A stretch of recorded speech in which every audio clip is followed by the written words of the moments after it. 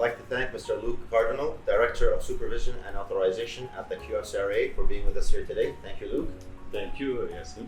Luc, from your careful examination of the numbers, what conclusions do you draw on the effectiveness of the QFC regulated banks and their performance relative to other banks in the market?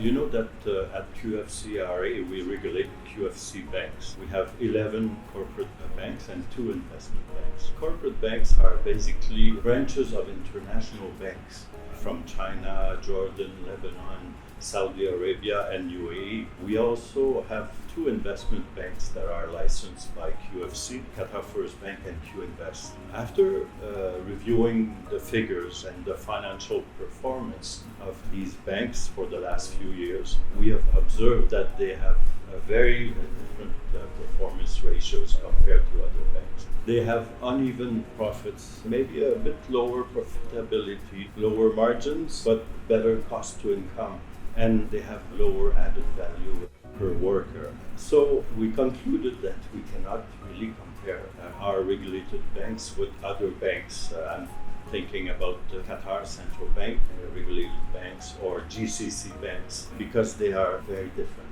for 3 reasons.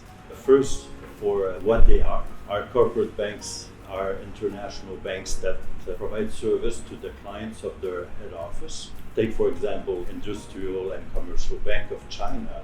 This is the largest bank in the world with branches in 47 countries, including Qatar. So it's difficult to look at the performance results of one branch out of 47 branches. You have to look at the consolidated results of ICBC to really measure if it's performing or not. And if you look at the consolidated entity, it's really well compared to other institutions.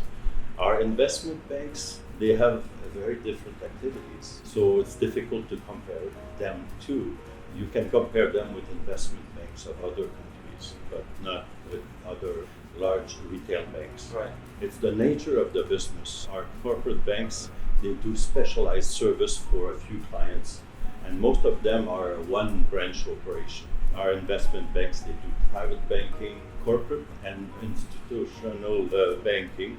And when you compare to other banks that are large banks with a large network, take for example QNB with 1,200 branches in Qatar and abroad, it's really different to compare. And thirdly, lastly, is the way they are funded.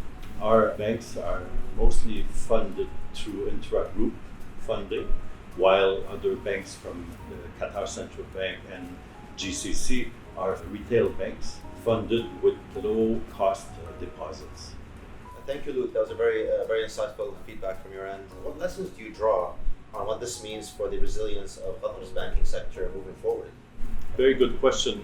Globally, the Qatar banking sector has had higher productivity than in many other countries. But you have to keep in mind that it doesn't reflect international competitiveness.